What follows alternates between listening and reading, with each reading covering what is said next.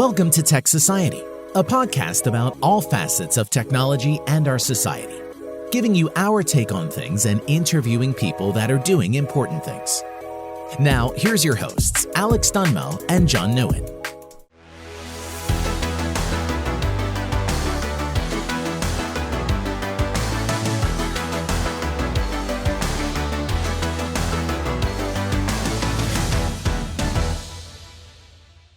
Welcome to a very special episode of Tech Society. This is our 50th episode. Hello.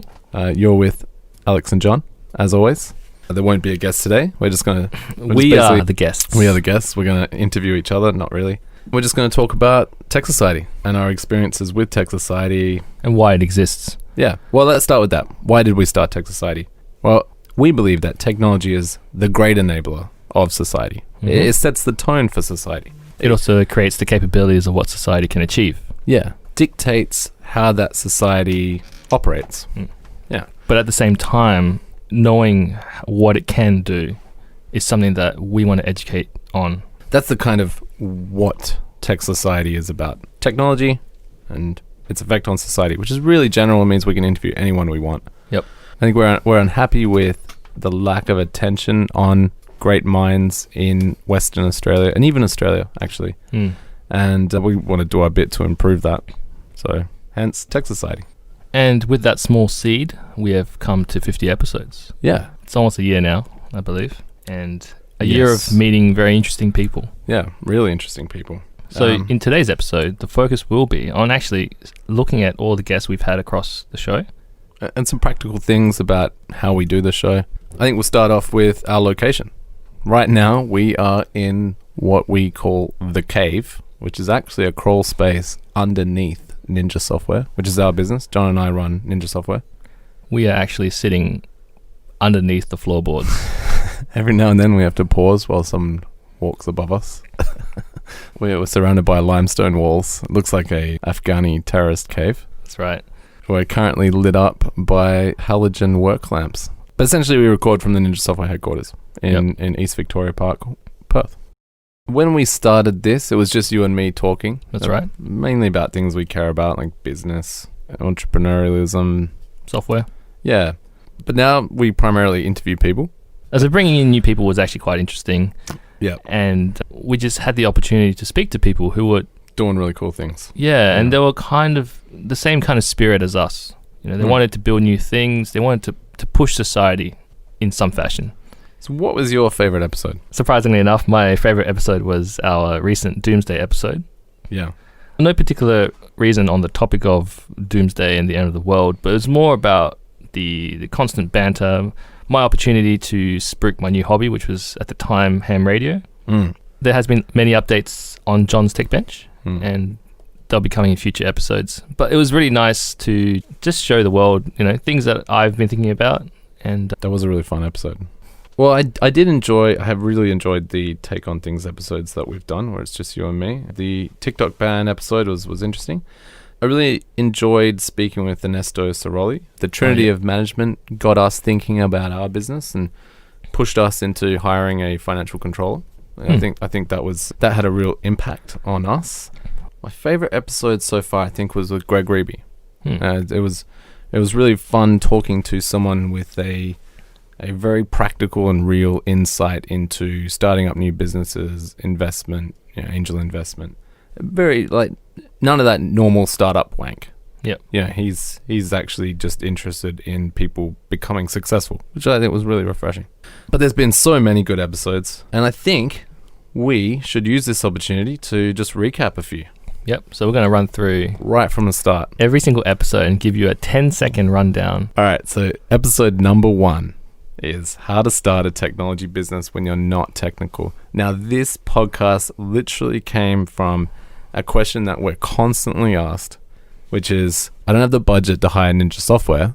I don't know someone who's technical. What do I do? I want to start a software startup. Now, I think we covered this pretty well in the episode, and I actually think this was, for our first episode. Well, check it out if you're curious about how we all started in episode 1. It's pretty rough.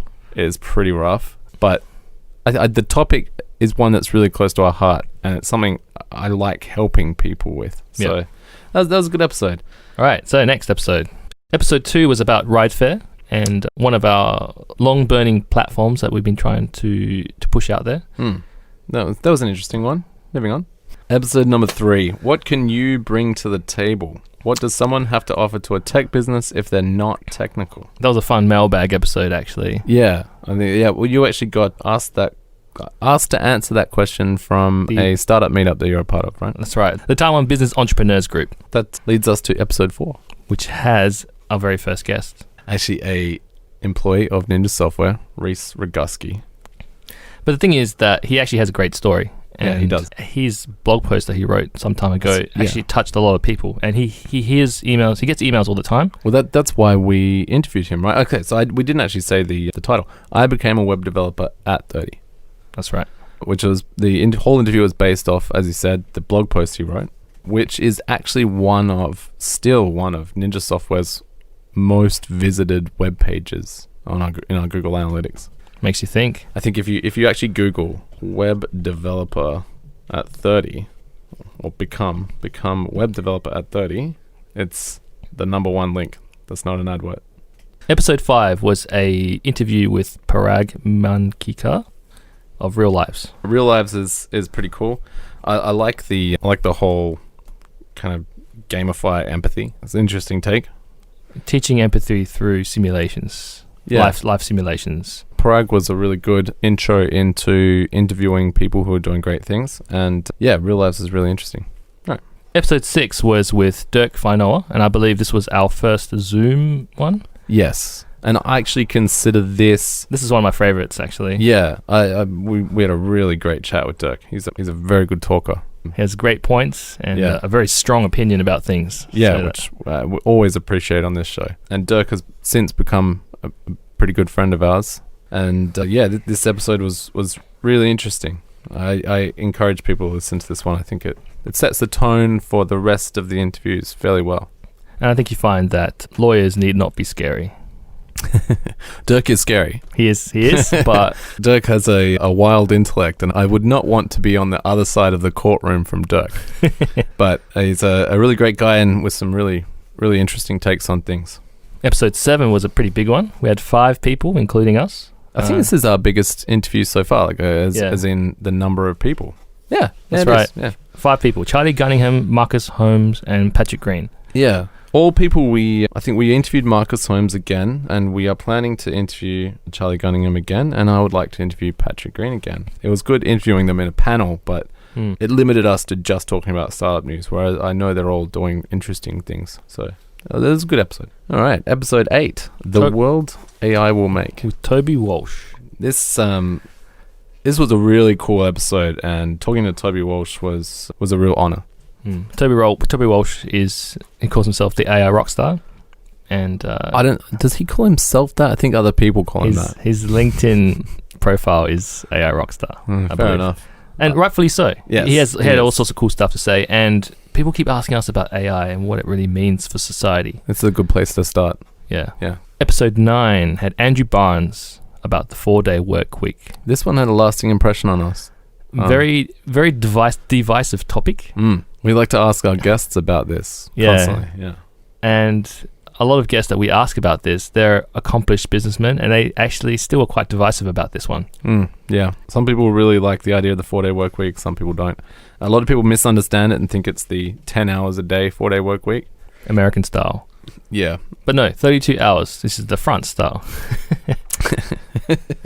I encourage people to read Andrew Barnes' 4-day work week. I think it's an interesting read, an interesting take. Good episode. Episode 10 was all about the Royal Flying Doctor Service with Rebecca Tompkinson, the CEO. It was cool talking to Rebecca. And the Royal Flying Doctor Service it does great things. Yeah, it's an amazing organization, and it is pretty cool that they are actually fairly innovative. Yeah, she went through the origin story of the RFDS, which I didn't know. So that was really cool. Okay, so we have Ak Sabar in episode 11, all about business coaching. So Ak is our business coach, and everything that comes out of Ak's mouth is gold. So if you run a business, this is an episode worth listening to.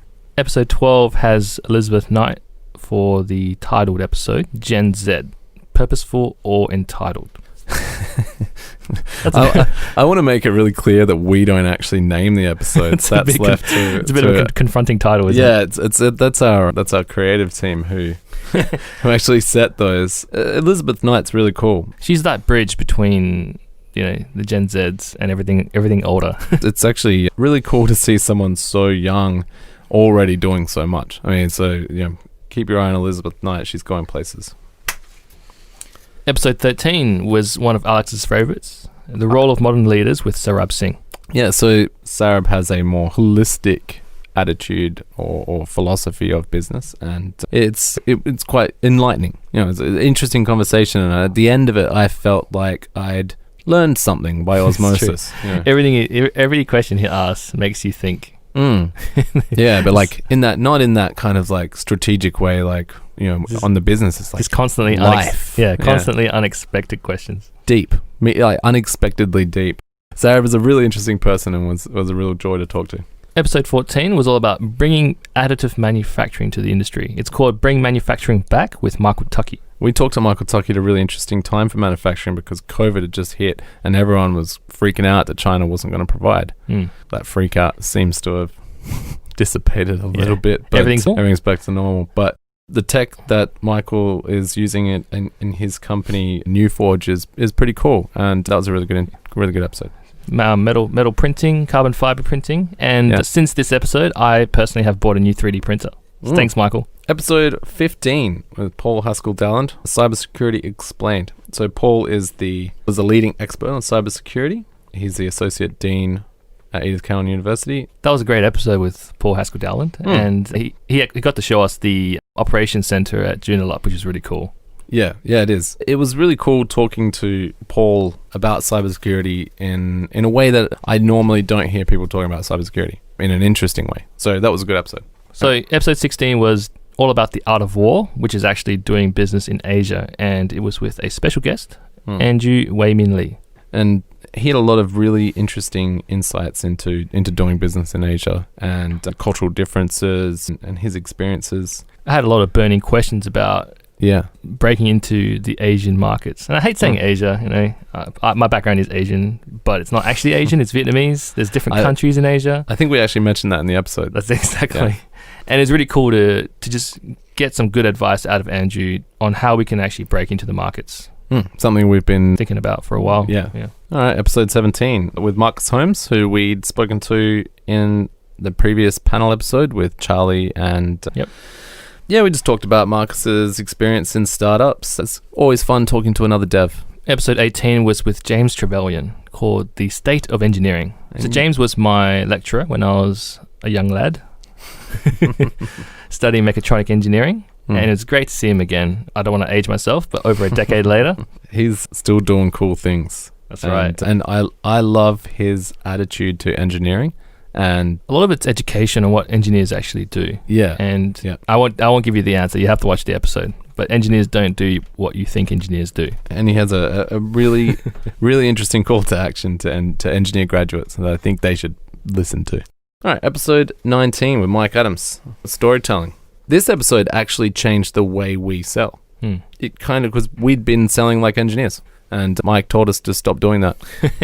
Mike's background is in technical sales or engineering and then moving to sales.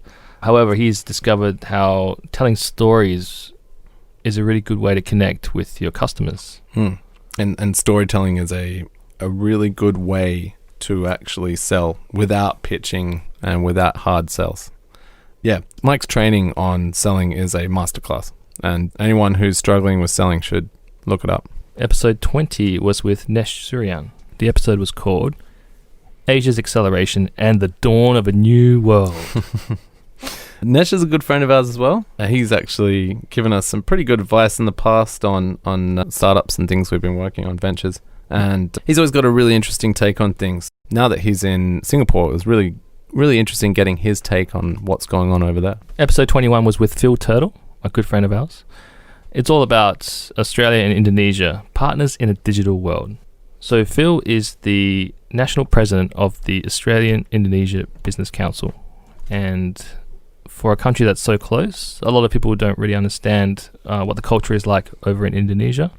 So it was great to talk to Phil. especially white people. I mean, let's just face it. We can be culturally insensitive, and Phil is definitely a great bridge for people to talk to so they don't make those kind of mistakes. And he loves Indonesian food. Yeah. So I think it's fairly obvious he loves Indonesia. That's right. Someone who obviously loves Indonesia and loves Perth, if you're looking at getting into the Indonesian market, you need to talk to Phil. Episode 22 was with Noisy Guts and Josephine Muir, called Going With Your Gut.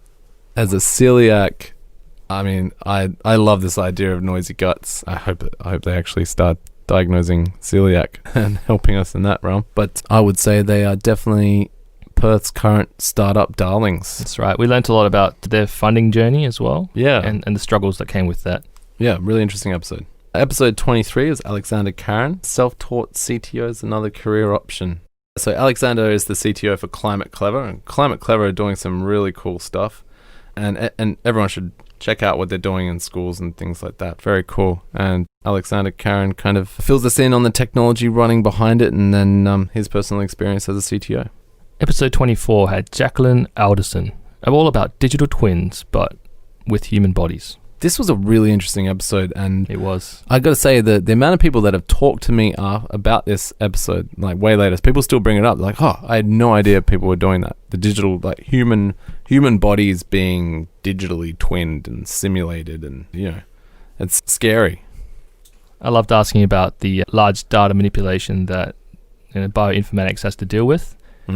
Pulling all that information into a model that they can actually use to make our rugby players perform even better. Yeah, I know. It's crazy, right? Yeah, cool. I'd never even thought of it. But then the scary thing that I'd never even thought of was the fact that Google, Facebook, Amazon are they want that data. Yeah. And they're holding on to it, and they're creating, I think the word used in this episode was data oligarchs, which is scary. Scary episode. And check it out. Yeah, Jacqueline is amazing. How to win tenders with a very special guest, my mum, Sue Finlay. Sue brought in lots of interesting things. I learnt about NLP, neuro-linguistic programming, which is a special technique to write in a specific way to convince people of a specific view you have. Yeah, well, it's a way to actually sell through words that people don't think about, especially when writing boring documents like tender responses. My mum loves writing tenders, which is not many people do. So it was interesting getting her take. Bit nerve-wracking interviewing your mother, but we did it. Yes, we did. Next episode, episode 26, Leading Leaders, a Corporate Playbook with Rupen Koteka. This was our first Tech Society TV episode. So our friend Troy Wyatt at Film My Video filmed and edited this on. And Rupen runs WA Leaders. Rupen shared with us his pathway to success in Perth and then his corporate life before coming to Perth. Really good episode. So episode 27 and 29 was a double episode with Ernesto Cirolli. This was a fun episode. Ernesto has a lot to say. I think I already said that this episode actually changed the way we think about our own business. We'd been limping along doing our own finances, and that turned out to be a big mistake. And it was Ernesto kind of pointing us out in a really simple way. He called the Trinity of Management, right? I think it was you have finance, marketing, and operations. If it's not called operations, it means operations.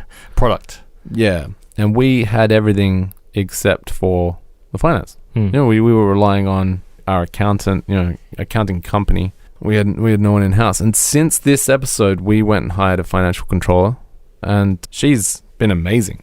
A real, I would say, a turnaround in the way we do business. A real game changer for us. Yeah. Thank you, Michelle, and thank you, Ernesto. So he had enough good content that we actually split it into 2 episodes. Episode 28 was our first Tech Society's take on things. Pretty fun episode. Yeah. We talked about the TikTok ban by Trump, the Twitter hack, which I don't think many people even knew about, and John's Tech Bench, first John's Tech Bench.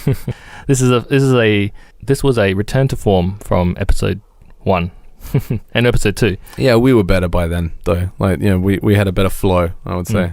Yeah, that was fun. I really enjoyed it, and we meant to do more of these episodes. I guess when you get the chance to talk to someone, it's probably better than us just riffing. Oh yeah. I guess it's better than us just riffing. Episode 30, your favorite episode. This was my favorite episode, all about Silicon Valley Doomsday Preppers, episode 30. So this was just Alex and myself, but it was all about the ultra rich around the world. Especially Silicon Valley, though. Obviously. Silicon Valley's ultra rich, preparing for the end of the world. Yeah. Things like getting LASIK eye surgery, buying bunkers in New Zealand. All sorts of interesting things that people are doing today. I think, again, most people are not aware of this. So a lot of these business leaders present this optimistic, like external, like optimistic, like to the public. They're like, everything's great and the world's amazing and, vote Trump, everything's good. And then you find out that they've got a plane fueled and ready to go in a bunker in New Zealand. And you're like, wait, if the world's so freaking great, then why do you need that? It was an interesting topic. Episode 31 was with Michelle Redfern. Let's talk about heels. I really enjoyed this episode talking about equality and especially in women in tech. And I had just had a daughter, so it was prescient. Michelle covered a lot of things with us, especially when it comes to recruitment and making sure that the advantage of having a diverse workforce as well as developing product for all types of people. This was a fun episode, and I think one of the best things in this episode is where she said that the messaging in our job adverts was good. Yeah. I was happy about that. Before we continue this podcast, here's a message from our sponsor. We believe that you can create art and beauty with technology. We think big. We move quietly. We are Ninja Software.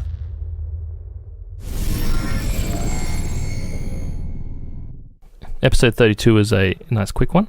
Yeah, software we can't live without. So we quickly put together a list of the software we can't live without, which was a bit of a learning exercise for us, and I really enjoyed it.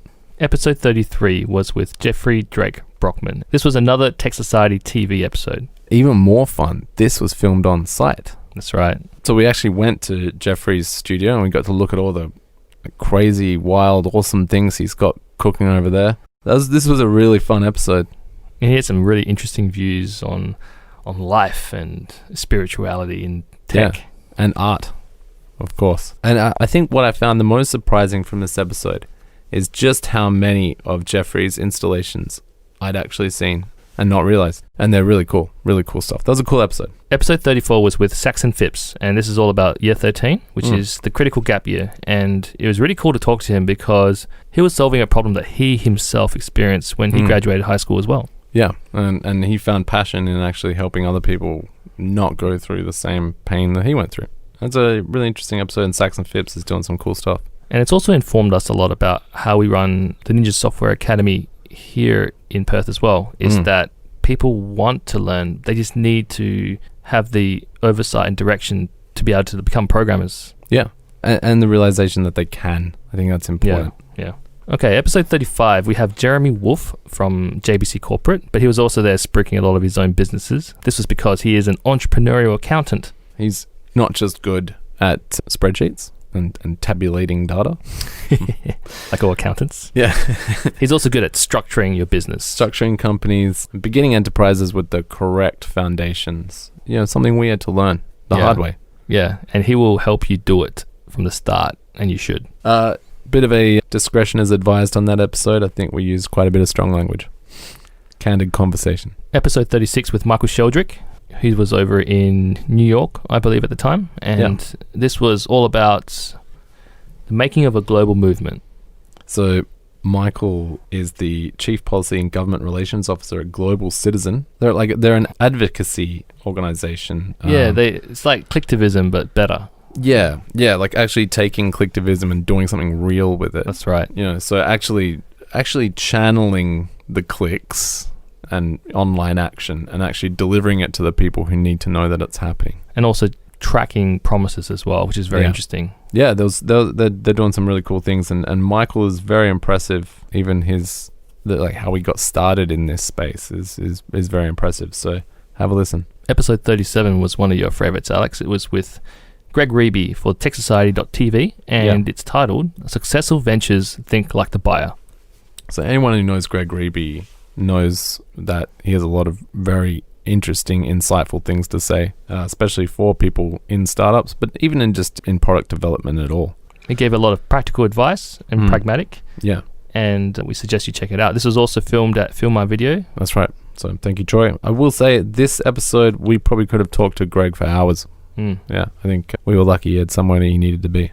Episode 38 was with Tracy Hughes. She runs the Q1 group, which specializes in cybersecurity. And cybersecurity can be a bit of a boring topic for some, but it's become a huge part of our industry now. Yeah, and I think cybersecurity, I keep hearing the word cyber constantly in the last year. It's new, this attention placed on it. And I think that's a good thing. I will say that when I was growing up on the internet, cyber meant cyber sex.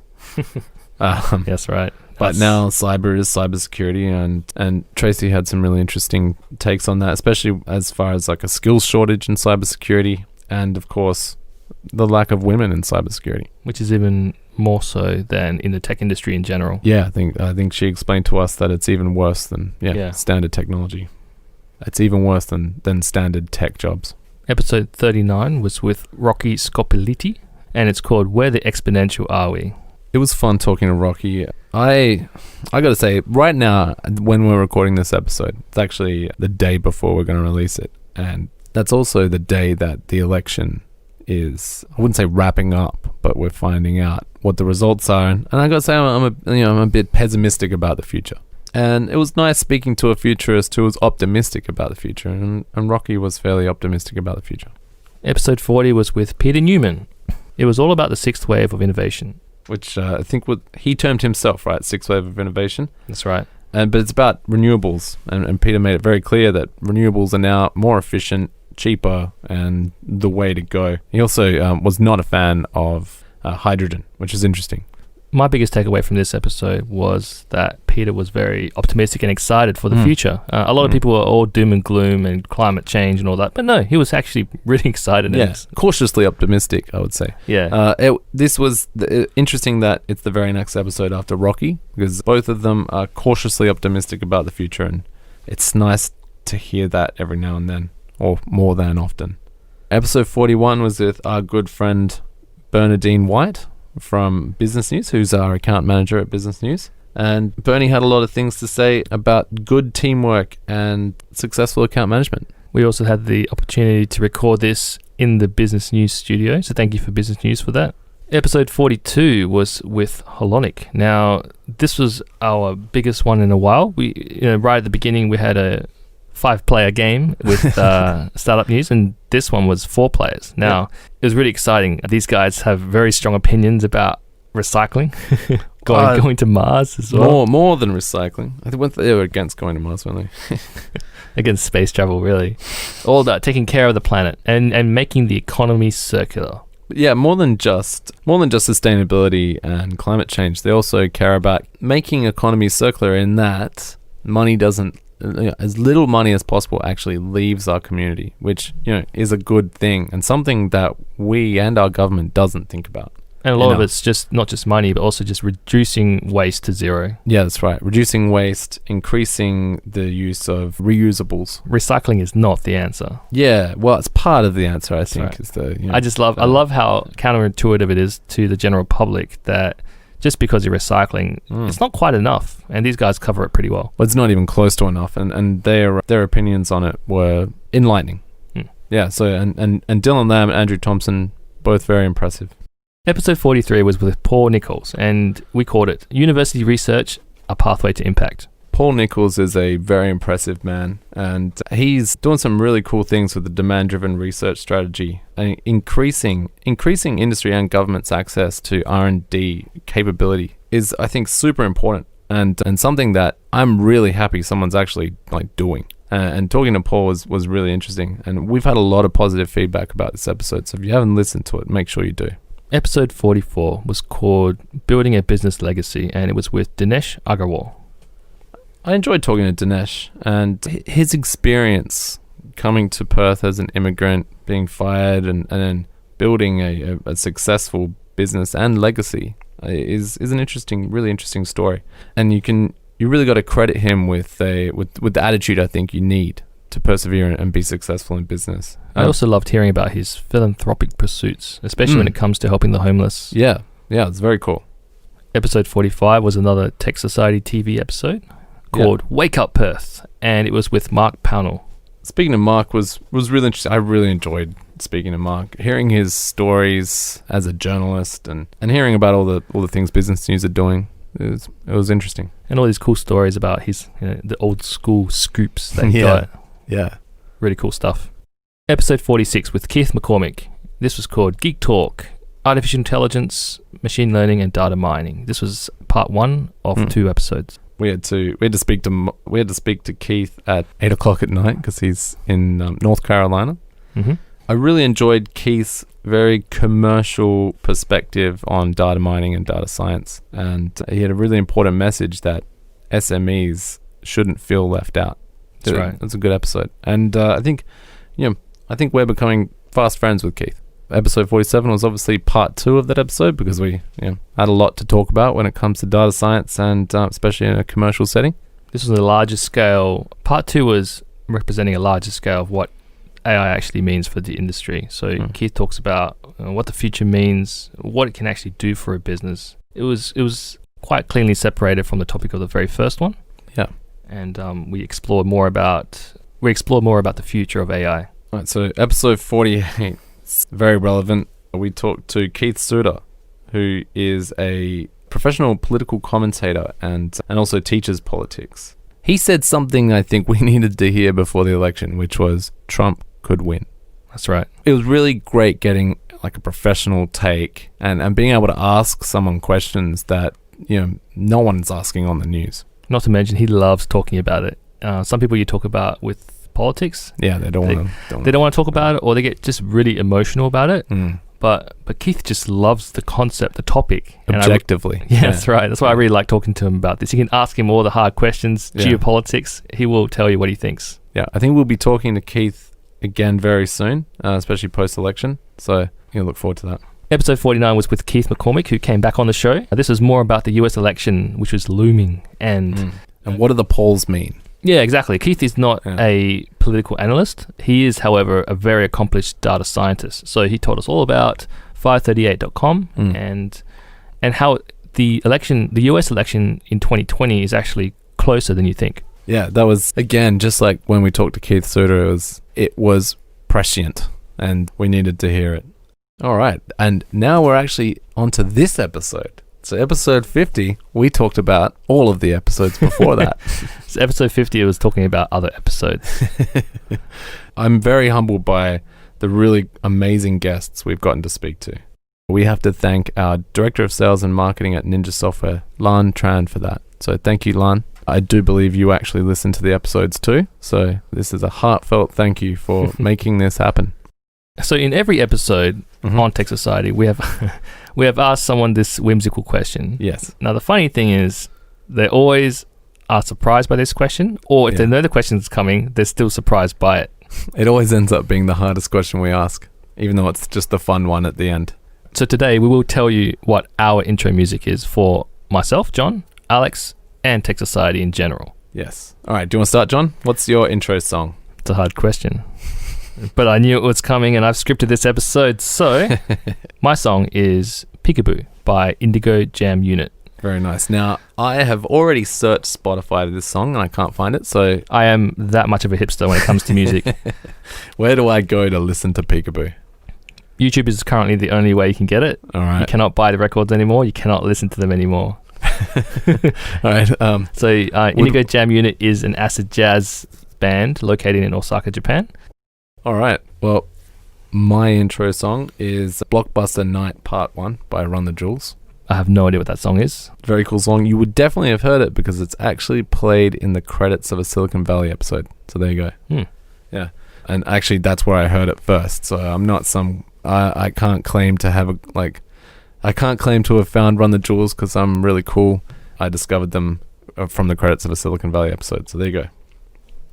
All right. And what would our Tech Society intro song be? The joint song that we chose together. It's a tricky one. Especially, we don't really have a lot of overlap. Yeah, so it needs to be a song that Alex and I both like. I think we appreciate each other's music. We can definitely have it playing in the background, generally, some of it. Now, we also chose a group who are from Perth, local boys. Pendulum. Yeah, Pendulum. Slam by Pendulum. And that's the 50th episode. So thank you for listening. And if you've actually made it to the end of this episode, on this day in tech history, the 50th episode of Tech Society was released. Very, very nice. But no, in all seriousness, on this day in tech history, November 6, 1980, IBM signs a deal with the devil, Microsoft. They formally signed a contract whereby Microsoft will create an operating system for the in-development IBM PC. This would famously backfire on IBM, and Microsoft would then become one of, if not the biggest tech companies of the 1980s. So, and I think off the back of this deal, the funding from this deal made Microsoft who they are. And I don't believe they actually delivered anything good for IBM. Well, there you have it, folks. Microsoft's origin story. Well, part of it. I think if you don't know this story, it kind of set the way Microsoft would do business for the next 20 years. They are obviously now a much friendlier company, probably. But yeah, I'm sure IBM regrets that day. As we go, I would like to do a big shout out for the team that make this possible, which is Gab, our editor, Reese, who does the website and writes a lot of descriptions and things for us. Good copywriter. Lan, who gets all the guests and makes this all possible. And then just everyone at Ninja Software. When no one else supported us, we're right there for us. Thanks, guys. Thanks, everyone. Have a great weekend.